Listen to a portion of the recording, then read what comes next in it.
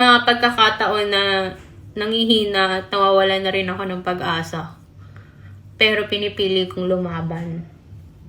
And gusto ko ganun ka din.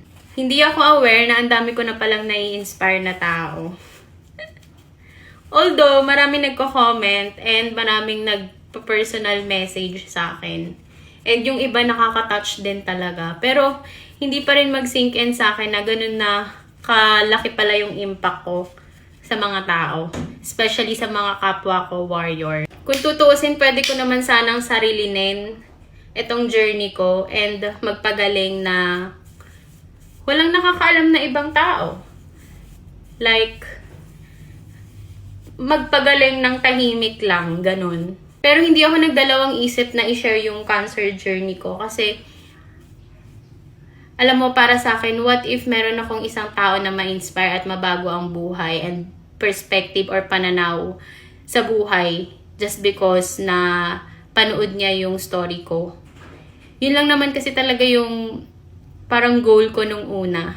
Gusto kong ipakita sa ibang tao na possible, may pag-asa, and merong light in spite of the difficulty we are facing right now. Sa totoo lang, kung babalikan ko yung previous videos ko, yung mga old post ko before and during chemo, pati ako nabibilib sa sarili ko kasi hindi ko alam kung paano ko kinaya yun. But I really believe na God carried me through it. And alam nyo, hindi ko sariling lakas to.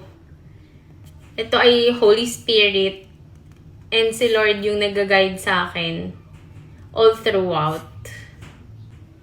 Kasi kung sarili ko lang lakas, wala na. Gumive up na ako. And may mga pagkakataon na nangihina at nawawala na rin ako ng pag-asa. Pero pinipili kong lumaban. And gusto ko ganun ka din. Kasi maybe now hindi mo pa nakikita yung end of the tunnel. Unti-unti makikita mo rin ang liwanag basta hindi ka titigil.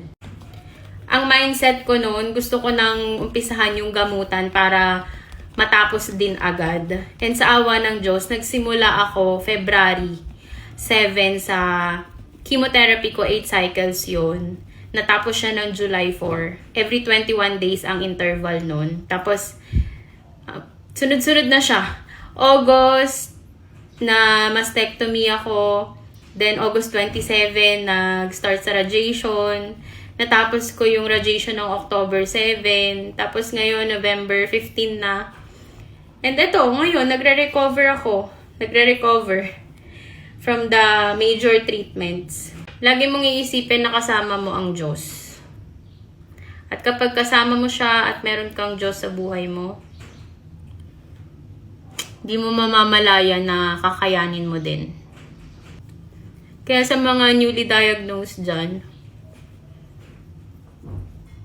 lakasan nyo yung loob nyo and patatagin nyo yung faith nyo kay Lord. Kasi yan yung magdadala sa inyo sa kagalingan.